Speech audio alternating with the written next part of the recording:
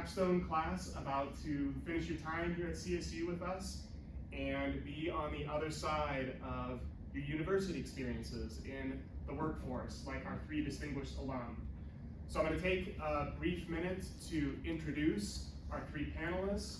I'll kick off the session with a couple of broad questions, and then I really want to turn over most of the time to you folks to ask about our alums' experience, both during their time here as comm studies majors, what skills they sort of developed in their studies and what translated over to their current positions. So really happy to have you folks drive the conversation. I'll kind of pop in as I see fit, because I have to have attention. I can't go for too long without saying something. All right, in the middle, we have Sophie DeRose. Sophie is a recent alum of our department, 2024.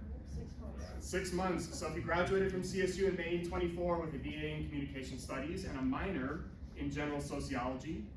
Originally from Parker, Colorado, Sophie decided to stay in Fort Collins post-graduation and is now a contracted marketer for musicians, music organizations, and law firms. She's a marketing coordinator for KRFC 88.9 FM. That should be one of the presets on your car if you have one of those, yeah. Where she works with venues, artists, management teams, and promotional teams. Although Sophie didn't expect to go into marketing, she loves the field and uses what she learned at CSU in this position.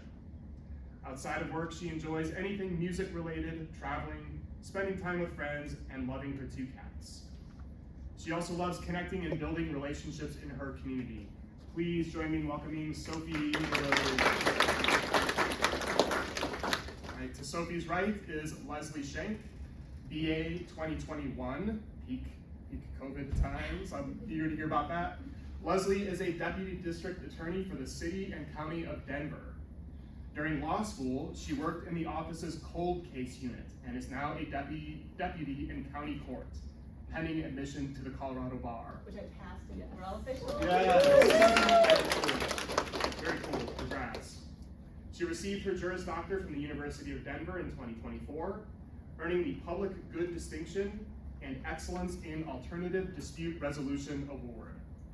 A Fort Collins native, Leslie also graduated from CSU in 2021 with a BA in Communication Studies and minors in History and Legal Studies. During her time at CSU, Leslie was an associate with the Center for Public Deliberation and the president of Concert Choir. Please welcome Leslie Schenk. All right. And on the far, y'all's right-hand side there is Kristen Slattery. Kristen is a dynamic professional with a passion for creating change through human-centered workforce development and performance enablement practices.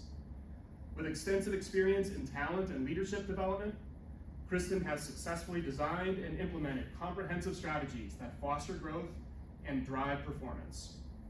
Her expertise in change management and organizational change enables her to navigate complex global initiatives and create sustainable solutions. Kristen worked as an instructor in the Communication Studies department at CSU for 15 years. So Kristen is BA 03 at MA 03? Yes. MA 05. Yep. And ADD PhD 2021. So spent a good amount of her time here with us in the department. For 15 years, she was talent development manager for the city of Fort Collins and is now at Woodward as the global director of talent development. Please join me in welcoming. All right, thank you folks for joining us this morning. So I want to begin by inviting each of you first to share a little bit more about what you're currently doing. So describe your current profession for us, because I think it's often a little like unclear to students like what the day-to-day of a job is once you leave, right?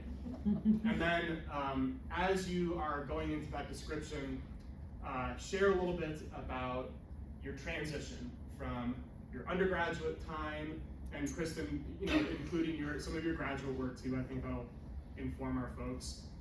what translated, what didn't, the sort of lessons you carried forward from your time in the department to your current position. Why don't we start with Leslie?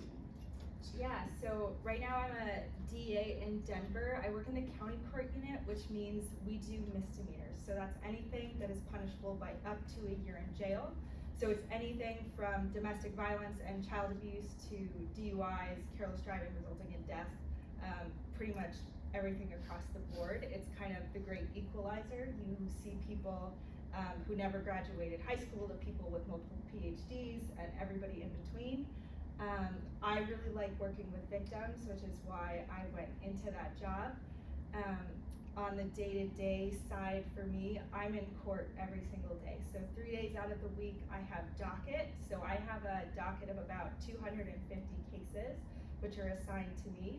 And so 3 days a week we'll go in and I'll either be negotiating with defense counsel or making offers to defendants themselves. And then 2 days a week are trial days. And so that's when we're paneling juries and taking things to trial to try and resolve things that way. So that's kind of what my day-to-day looks like. Yeah, my day-to-day deals a lot with digital marketing in a sense. I do a lot of back-end for like social media, website stuff, a lot of maintenance.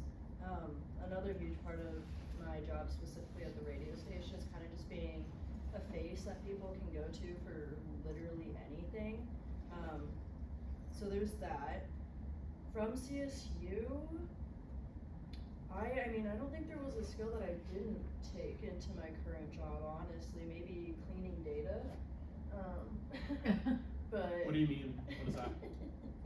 So I was a research assistant on campus for the Comm Studies department for a little bit, and with a couple of the projects we did, we got loads of data, and a lot of the data was just robots trying to get $5 Amazon gift cards.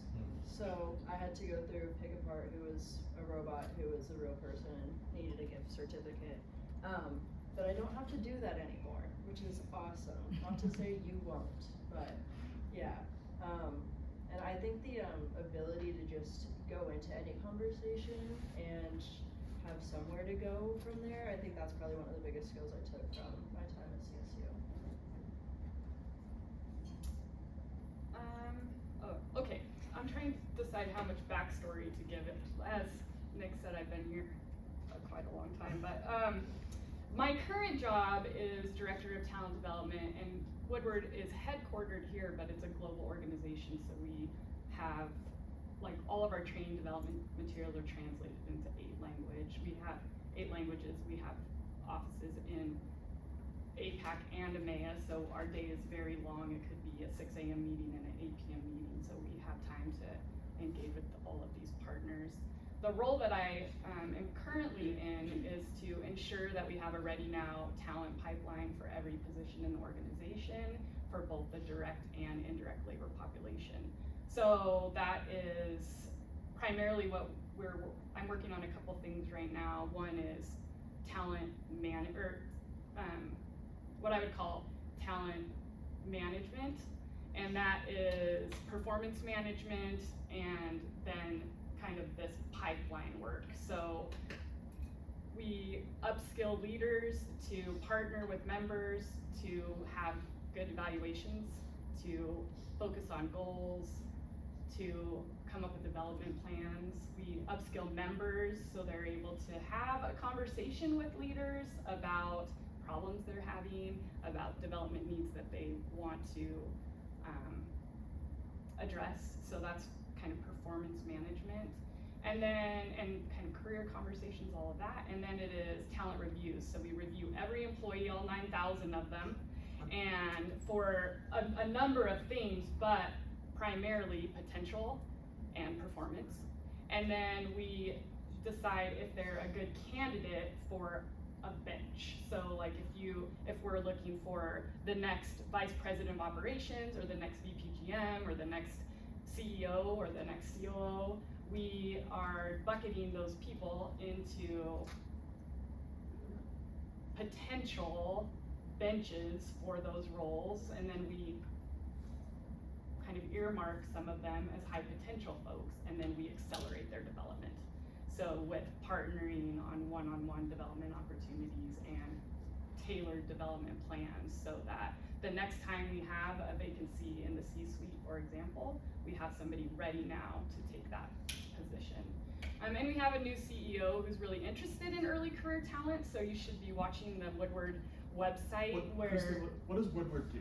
Yeah, Woodward, we design, engineer, and manufacture fuel control parts for the aerospace and industrial segment. So if you're on a plane, it is likely that a Woodward part is in that plane. Also like barges and helicopters and things like that. So I work in global HR, but the most of our employees or members, we call them, they work by making the parts that go into planes and barges and things. Yeah. Communication. Yeah, I guess. Well, why don't we hang on Yes, to the specific? I'm sensing, knowing my crop of students here a little bit, I wonder if you all could, now that you've shared an overview of your jobs, can you take a step back from before you occupied these current jobs? How did you identify these positions? How did you pursue them? What were the steps you took to land where you currently are? So feel free to go as far back as you need to in that story, but how did you get to these positions you just described? We'll start with Leslie. Sure. So I'm originally a classically trained musician in piano and voice, and for a long time was going to be an opera singer. And when I decided that I didn't want to do that, I kind of had an existential crisis and was like, I don't know what to do. And so I literally sat down and made a list of everything that I wanted to do in a job.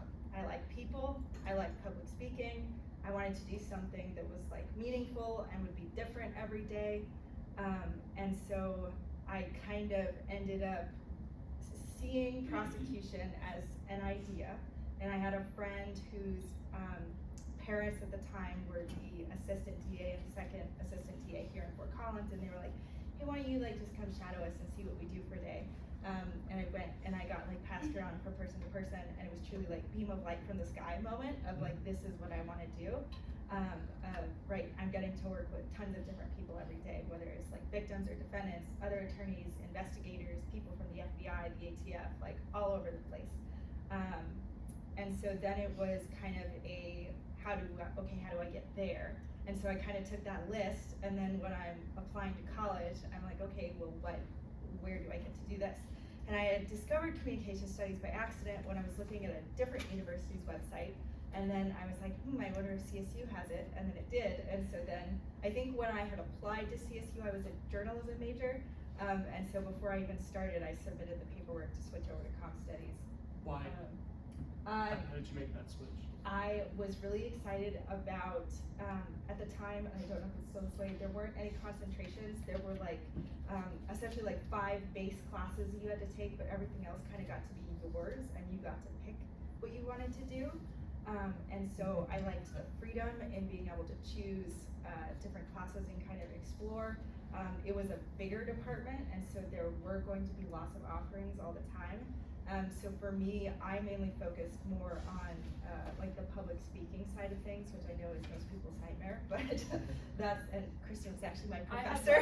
Public speaking, yep. Yes, which we finished out in COVID times online, which was fun.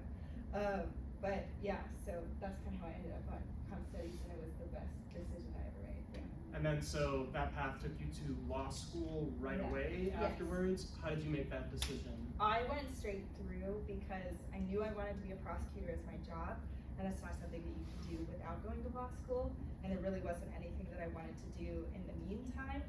At the same time, while that was already the plan, I graduated in 2021, so about halfway through my junior year is when COVID hit, and so it was like, how are you gonna get a job anyways in the meantime? And so for me, it was just easier to go straight through and kind of keep pushing through that momentum.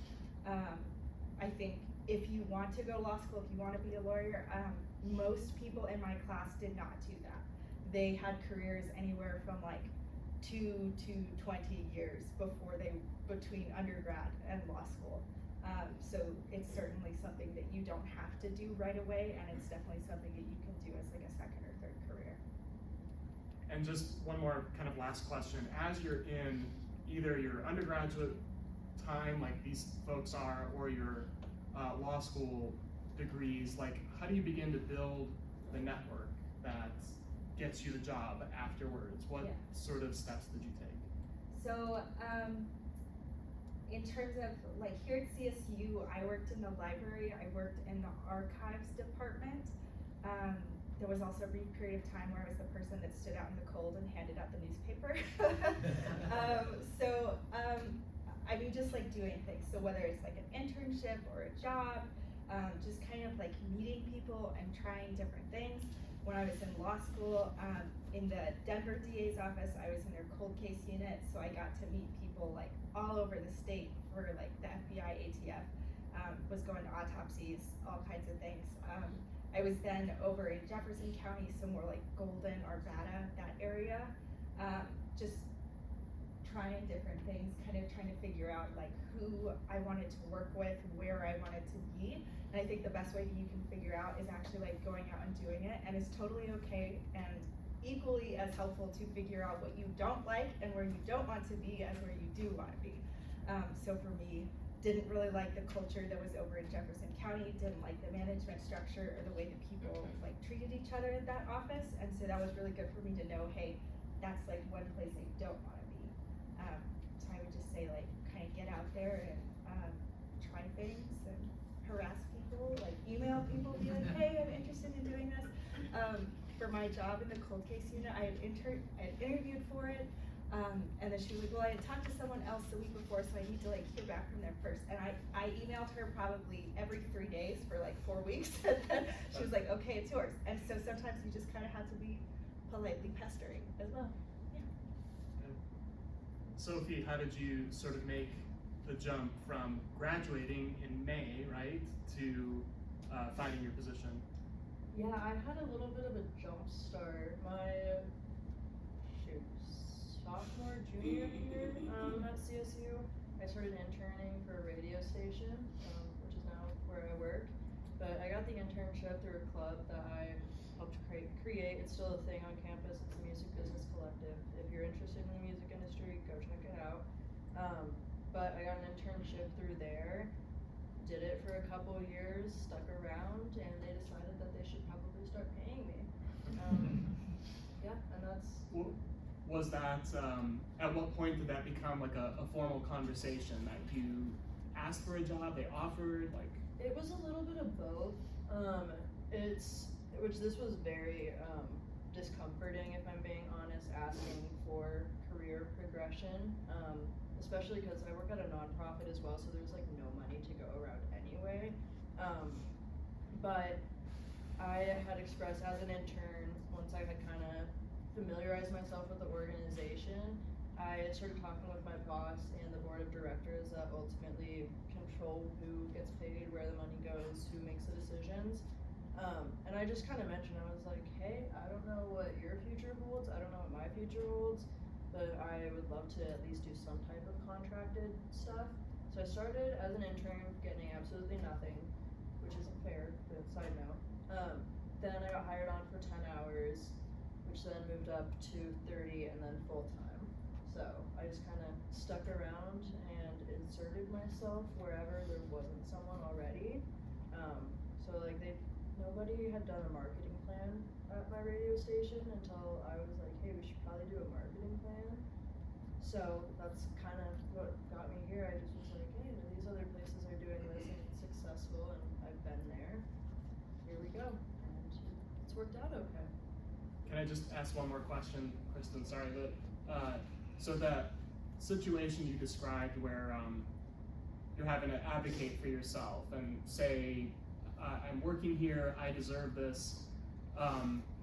There's maybe a misconception that as you folks enter entry-level positions, you're just supposed to sort of take what you can get, right, and get your foot in the door. We hear that phrase a lot.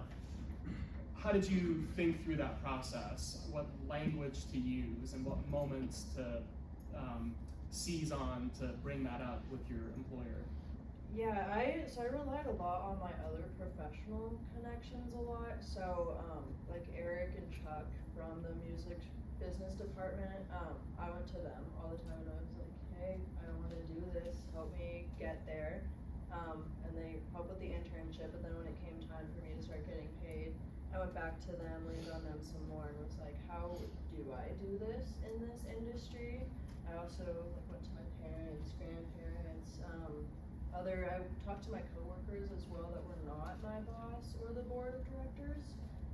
So I kind of just used the people around me, and I think something that really made sure that conversation was successful was that from the get-go, I made it very clear that like I was here because I wanted to grow personally and professionally, and I think that really stuck with a lot of people. Thanks. And that sounds like it must be a common refrain when you're evaluating talent, Kristen, like people not just asking for demanding things, but making it clear they can help the company and they want to grow. Yeah, I think you need to be able to answer the question, what do you bring to the table? Like what problem can you solve? What skill can you bring? What unique perspective do you have? I think that's really important. To the other question about the transition or how we got to this place, like I think it can't be overstated that your network is your net worth. That you've probably heard people say that, and you all should be experts at making connections with people. That's part of why your degree is really valuable. One thing I think about is I got this job, which I'm only basically like 60% qualified for, by leveraging every single person I practically knew and connection with the job. So I saw the job posting and I was like, okay, cool job, unique opportunity, submit my application, reach out to somebody I know in the Woodward HR who tells me there's 150 applicants for that job. And then look on my LinkedIn, find out that somebody I know well is friends with somebody who knows the hiring manager, reach out through LinkedIn to the hiring manager, ask for an informational interview. She sits with me for an informational interview, which they won't all do that, but she did agree because I think she was looking for somebody who was gonna work hard to get a job. So I had a conversation with her, then I ended up being on, this like many interview panels. I did 5 interviews for my job. In the middle of that, I realized I don't know enough about manufacturing. I went back to my LinkedIn. I found a recent past president from Woodward who lived in Timnath, which is where I lived at the time, and reached out to him and said, hey, you don't know me. I live in Timnath. I'm applying for this job in HR. You probably know Paul Benson. Would you be willing to spend 30 minutes with me? I got on the phone with him. He talked to me about Woodward operations. I went into my 4th interview with a whole bunch of background then about operations and could answer some of the questions that I knew were coming my way. So definitely I pulled on all of my communicative skills and opportunities and networks to get into the job that I am. And that's how you can kind of rise out of a group of 150 applicants. They won't always, like I said, take that informational interview, but sometimes they will, and that's frankly sometimes what they're looking for, either a direct referral or you making an extra effort to show that you want to be there. Can I ask specifically about that? So it was a colleague or somebody you knew through LinkedIn who connected you to the hiring manager. Yep. And so that ask that you're making for an informational interview, that's how you phrased it? Yep.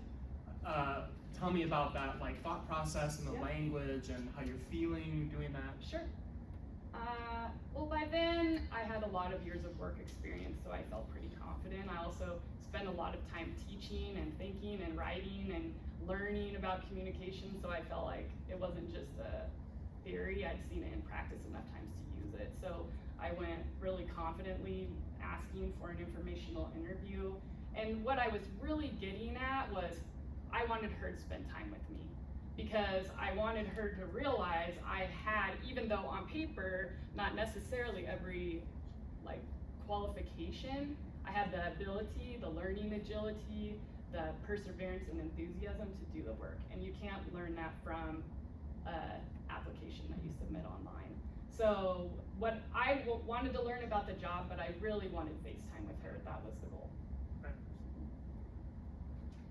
I have one more question for all of you before I want to sort of open it up to my students here, and I'm going to preempt the question that I know everybody ends up asking eventually. I wonder if all three of you can share the 1 or 2 bits of advice that you wanted to hear when you were sitting on this side of the room. So as a outgoing, graduating senior, what's one thing that you know now that you think our folks here could most benefit from? Why don't we start with Leslie? Or maybe if one of you has something top of mind, you can. I guess I can start. Okay. It's okay to change your mind. It's okay to, right, like take a job or like go down a path and get there and be like, oh, I hate this, I can't do this.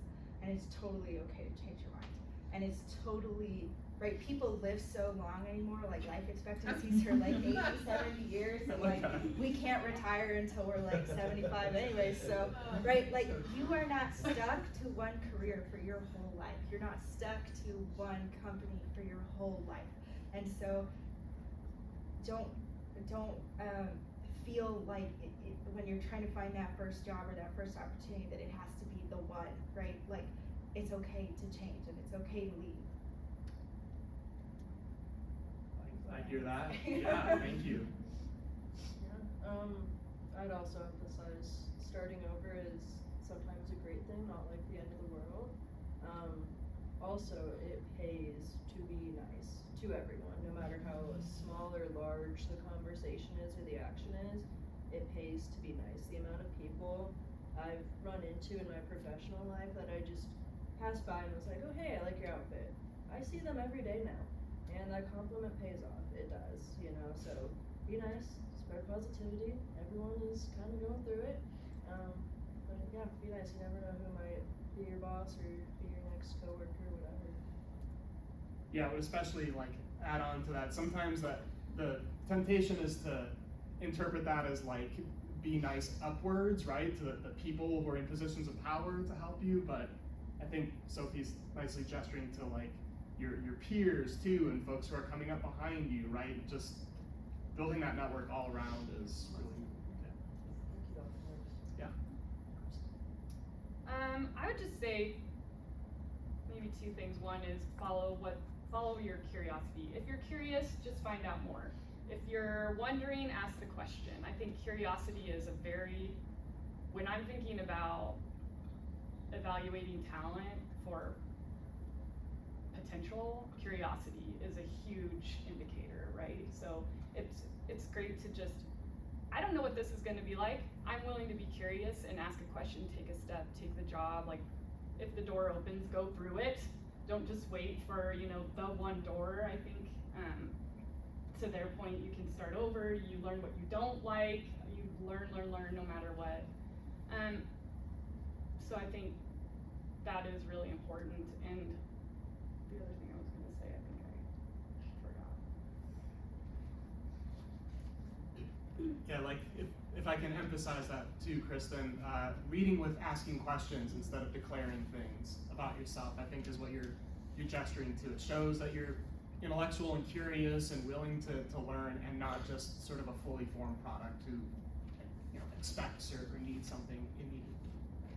And so I work in manufacturing, and the big thing is everybody's always talking about continuous improvement.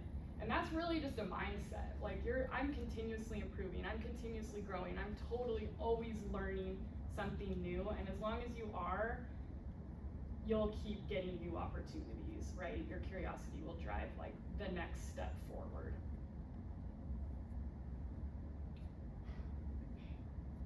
Folks, what questions do you have for our panelists? Yeah, Do Caleb. you think the job market has even changed since y'all have been, hired or like secure in your job, like even since then?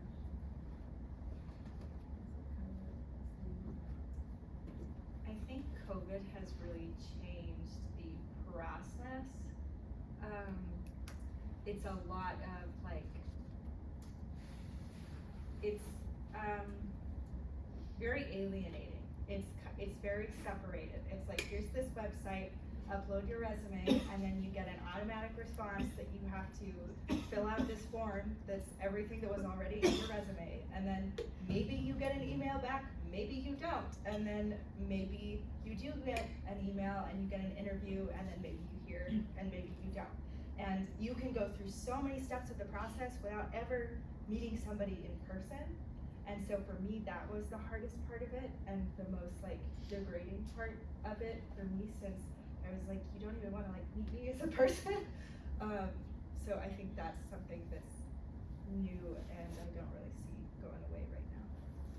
I could not agree more. Honestly, it is, especially like the bigger companies, the like larger organizational wise, then also the more money. I feel like, at least in my experience, it's gotten a lot more isolating. But to add on to that, marketing specifically has been a whirlwind, because I am convinced every entry level marketing position is a pyramid scheme. It's an absolute joke. Anywhere online, it is so hard to find a genuine marketing position. So that's been a huge frustration for me, because that is my area specifically. What are some of the things that signal to you that this is AI they're slop or getting whatever? good. They're getting good, if I do say. Usually it's the timeliness of the response. They're quick, and that usually tells me that it is not genuine, which is kind of weird, because usually you do get a lot of automated replies, and those are automated. But if someone reaches out to you within a day of applying, it probably isn't real. I'm gonna be honest with you. It sucks, but that is another reason I can't emphasize enough how important your network is. I didn't get my job from like LinkedIn or Indeed or anything like that. I got it just from my connections. So yeah, that's my experience with the job market right now. I've been on 4 of these panels, 3 of these panels, and every time there's always a concern about the job market, and I know those students all go out and get hired. So I want to just like bring down the level of anxiety around getting a job. It might not be your favorite job, it might not be the best job in the world, it might be a step below what you're going for, but there will be a job. If you want one, you'll find one. We are taking a record number of applicants, and I think that's because lots of people are rethinking what it means to have a career. So we have less people staying a long time, which means more people in the job market in general, more applicants for any position, because people who used to stay in a job 10 or 15 or 20 or 30 years, they're like, yeah, 10 years into this, I'm ready for something new. Also, there's tons of evidence that shows that the best way to get a raise is to get a new job, and as the price of things start to, continue to rise, people then say, oh, well, if I'm not gonna get a raise in my current job, I'm just gonna curiously start looking, which is how I found my job. Not because I wanted a new job, but because I was just curious about what was out there. So I think that it's just a good to keep in mind that people are still getting hired, and also whenever you can, if there's any way to do it, get in front of a person. Yeah, Lauren? I know you said like asking for informational meetings, but like what other things do you guys recommend doing to stand out from 150 applicants, or just like what you were saying, just a bunch of applications online and not being able to see them in person? Like how would you guys say to stand out? I know you talked about it, but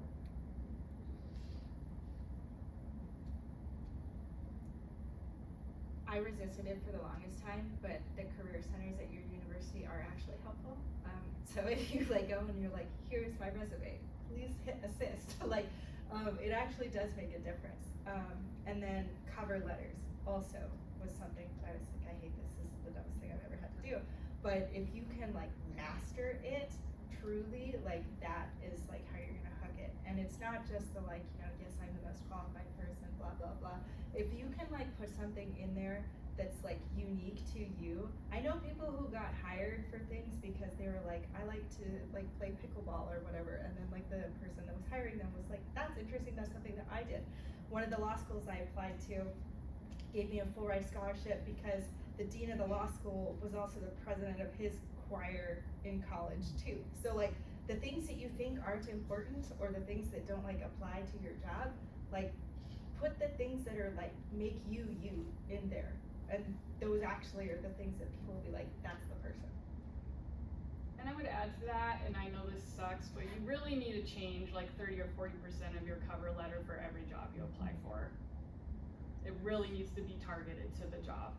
But you're excellent at writing, right? You've spent a lot of time doing that now, and so we should be able to leverage those skills to do the thing that's needed, which is write a really pointed cover letter. What are, just to hang on that for a second, Kristen, what are some of the things that you look for folks tailoring their letters well and evidence that they're not doing it well? Well, you're surprised how many people don't use spelling, punctuation, capitalization rules. I would not be Tons surprised. of that, right? Yes. So obviously those are automatic red flags. I do like to see a diversity of experience. So yeah, don't just tell me about your work, especially when you don't have a lot of work experience. You kind of have to say, this is how I would approach that. Given the opportunity, this is the steps I would take, so you can do a little bit of that. If you do, when you start working, start collecting evidence of your successes. So anything you can quantify, anything you can count, anything you can say, I grew, I changed, I added to, I transformed, I whatever, and if you can put a number or percentage to it, that's even more excellent. Just as a practice in your early career, so that as your resume grows, you'll have lots of, not just, I said I could do it, but I'm telling you by how much, and that I was interested in measuring it. So I look for some of that really attention to detail and also thoughtfulness around, if you don't have the skill, how are you gonna address that? To add, I think especially being newer graduates, or applying for jobs before you graduate, lean on the skills that you've gotten here. Like that intro public speaking class, if that's the only public speaking class you ever took, you have some public speaking skills. You did it to pass class, so you can do it if you have to.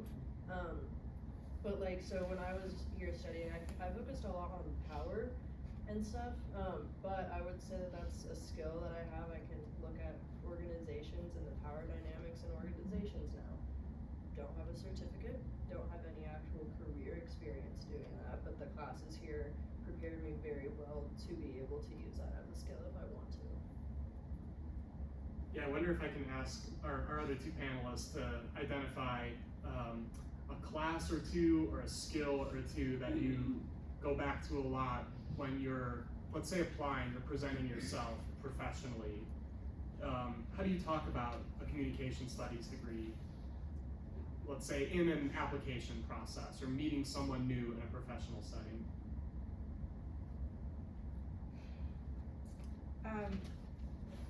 When I think of communication studies, right, it's kind of nebulous, right? It's not like you majored in electrical engineering and there's this like career track to become an electrical engineer, or math education, you become a math teacher. It's like communication studies, it's like, I don't know, there's like nothing at the end of the rainbow there. But that's the power to it, right? Because throughout the whole thing, you're required to take all these science classes and all these history classes, and you're kind of like, why am I doing this? And it's training you to take information in a subject that you are not an expert in and figure out how to take it and repackage it and deliver it out to people in any type of situation, whether they are already experts in that subject or they're kindergartners. And you have the capability to teach both of those groups of people just as well. And you don't have to be an expert in that subject yourself. And so that's kind of how I talk about communication studies. A class that I took that was my favorite, it was called Studies in Persuasion at the time, with Dr. Carcassonne at that time. And that for me, I use every single day, whether it's talking at my job or with my parents or with my boyfriend, like, it totally changed how I talk to people, whether it's like in a professional setting, a personal setting, of just kind of understanding how people work and what's, you know, scare tactics don't work on people. That drills people down into a hole. And that's something that's really important for me as like a prosecutor, to keep in mind of like how I talk about some really like serious things that happen to people without like creating that wall that causes people to shut down. So, I mean, I use it every single day, and I think this major was like not only very valuable in terms of like professional setting, but it totally changed like how I interact with people in my personal life too. Sounds like, Kristen, that's kind of echoing what you identified about having to learn about manufacturing and communicate ideas about it to different folks. Yeah, I think what Leslie said is perfect. I mean, I there's, you know, in career development, there's like a 70-20-10 model, which says that 70% of your development in your career happens from on-the-job or on-the-job training, like on-the-job project experiences, stretch assignments, things like that. And many times the person who's willing to raise their hand and say, hey, I'll do that, which is often the thing that other people don't want to do, which often involves public speaking. Just really, really frankly, that is a skill that you are taking with you. Even if you didn't really like that, you still can do it better than most people. And then you'll get lots of development experiences, then you get lots of exposure, then you get lots of networking that are all related to this one willingness to raise your hand for a project, which really stretched you and your experiences and your development. So I think public speaking was like a hallmark experience of this degree. I would also point to interpersonal, intercultural. Both of those classes were really meaningful and remain really meaningful for me, not just in my work life, but in my personal life, which is important. I know work is on the mind, right? But what we're thinking about, how do we live and work well? So when you're thinking about engaging with, or even our APAC and MEA partners, best practices, US and internationally, I'm leaning into those intercultural skills, even the way we can use language in a neutral and thoughtful and world-making way. Like, those are all pieces that really land in the workplace in a way that lots of people haven't thought about before. Other questions? Yeah, Maria. What is like one thing a mentor has told you that has stuck out of your When I finished my bachelor's degree, Ann Gill was the department chair of Communication Studies, and she went on to be the Dean of Liberal Arts. Amazing mentor and teacher. And I was thinking of going to law school, and she had a PhD and a JD, and so I went to talk to her. She's like, Les, do you really want to be a lawyer? And I'm like, no, I'm just considering. And she's like, don't do it. So that was a good advice, but what was accompanying with that is she talked about work-related values. So she's like, as you're deciding what's next, what are your work-related values? Is location the most important? Is flexibility the most important? Is prestige the most important? Is the type of work most important? Like, you have a dream job, you're going for it no matter what. And that helped me decide what was the next best step for me, is not considering what job I needed next, but what set of work opportunities fit the best within my work-related values.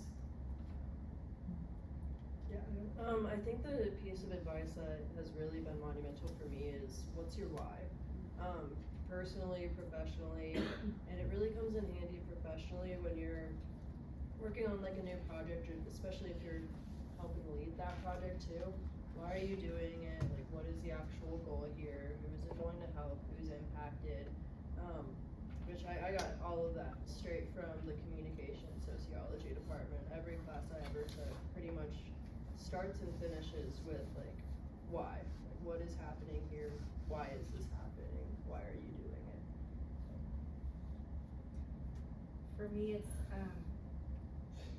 someone told you, as long as it makes sense to you, Like, it doesn't matter if it makes sense to somebody else, right? Like, in the industry I work in, it's a lot of like, how much money do you make? How many billable hours do you have, right? Like, I have friends who graduated out of law school, have starting salaries of $300,000 a year. They're also working 100 hours a week. They sleep at the office. They get there at 4 in the morning, and they don't leave until midnight. And that's their life, right? And so I'm a government attorney. I don't do that. And I don't make $300,000 a year, and I never will, and that's okay. And I am so happy with my job because of the people I get to work with, and I have a purpose to my job, right? There's a reason that I'm getting up in the day that's not making money, and if that's your reason, that's totally fine. And if that makes sense for you, that's totally fine. But it doesn't have to make sense to other people. As long as that's what works for you, that's what matters.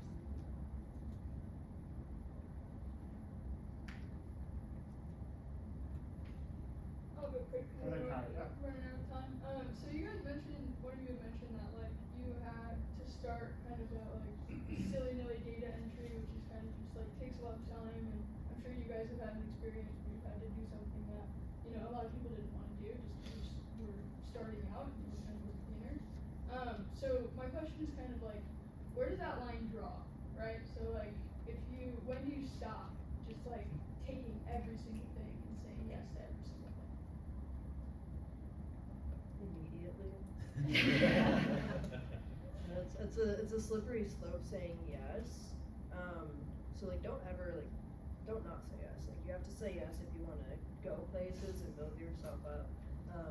But that being said, be intentional with your yeses and with your nos, but especially with your yeses, make sure before you're even thinking about the organization or how much money you're gonna make from saying yes to whatever, ask yourself if it's something like you would actually want to do, you know, or if you just like the idea of it.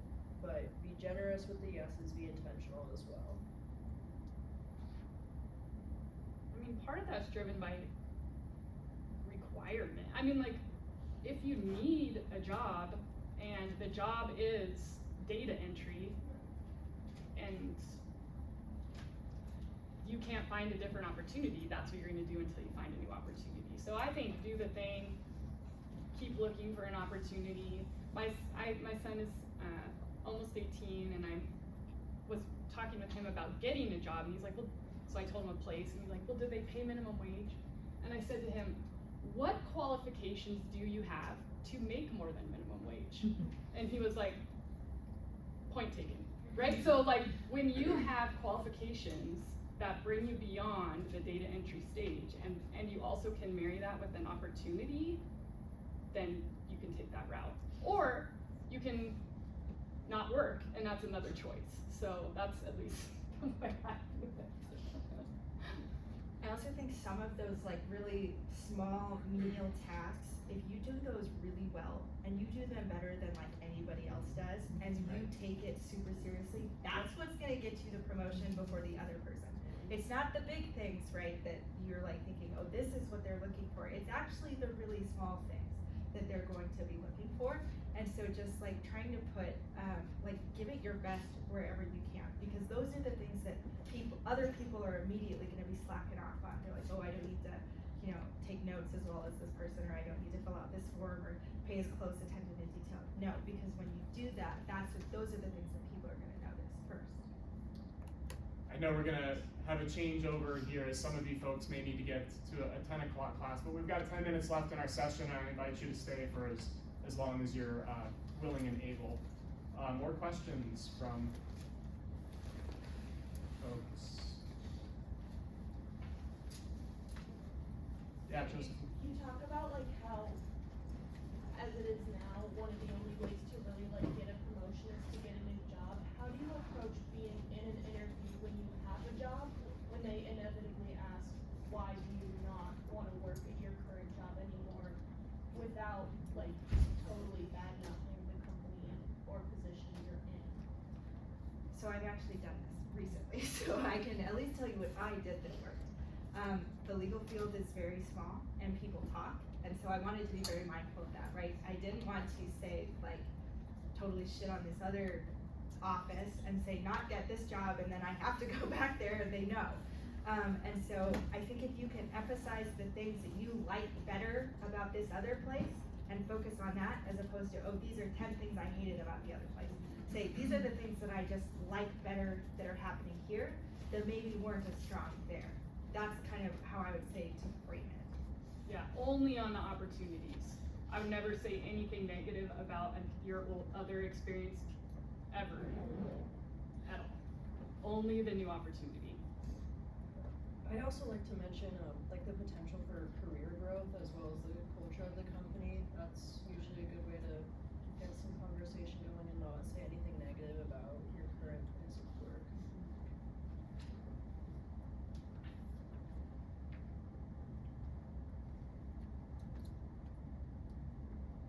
Other questions from folks? Similar manner, so sorry, but, so if you guys like are working with, let's say you have like clients in general, right? And you have a client that you do work for and they come back to you and they have like write-ups or edits or things that they need to be changed or modified.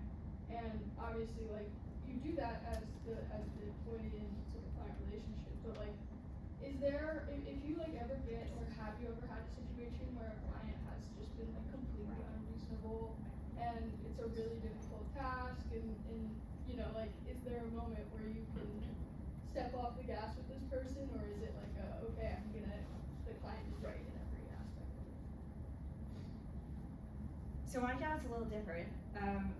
My client is the people, right? It's not the victim, it's not the defendant, it's the people of the state of Colorado. And so this is something I run into a lot with domestic violence cases, right? When people are stuck in that psycho-violence. I can't tell you how many times I've been cussed out by a victim telling me I'm ruining their life, I am the worst person ever in existence after they've had someone like beat the shit out of them, and I am trying to hold that person accountable. And so that is a situation, right, where that's a victim's rights case where I need to have them included. I need to tell them what's happening, what I'm doing, but I don't have to do what they want. And that is really hard, and it's something that's kind of just like a struggle of the job, but that's kind of a point where you have to see, okay, like, what is the purpose of what I'm doing, right? My job here is to protect this person and to advocate for this person when they cannot protect and advocate for themselves. And I think if you were to apply that into like a different situation, right, it's like recognizing you're the professional here, right? So like if the client is asking you to do something, but they've hired you to do this service for them, right? You're the professional, you're the person who knows best. And so if you need to tell them like, you know, like this is the best way to proceed forward, right? Or if you need to tell them like, I think you might need to find somebody else. I think that's really important. Yeah, couldn't emphasize any of that enough. You are like the professional, especially if it's like someone seeked you out to come and get your services, like you're the professional, for sure. If you can, I would always suggest having like a process in play on like how much you're willing to collaborate with your client or not. So like at the radio station, anything video production we do, there's absolutely no collaboration. The artists just trust that we will do best by them, and we do. But that's kind of how it goes. But with my other like gig side hustle things, I am a lot more lenient with some of my artists that I work with because, I mean, they're the professionals with their music career and it's their name. And I'm not the name of that as much as I am in other places. My work is a little bit different. My customer's always internal, right? So, and my ultimate objective is to be aligned with strategic objectives of the organization. So the CEO lays out the strategic objectives, which come down to my business unit, and we are tasked with making Woodward a talent powerhouse. That's like literally the objective. So anything that falls outside of that is just no. And I lean on that a lot because people are like, I don't like that process. And I can say, well, this is how we get to here. And so that it's a little bit different than like working with somebody who's paying you for your expertise in the revision and the collaboration and the facilitated process. Maybe time for one more question from you folks.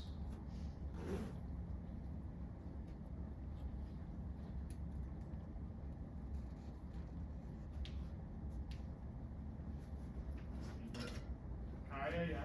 Are you guys Okay. comfortable in the position you're in right now, or do you want to advance, or are you guys good for your job? I'm happy where I'm at.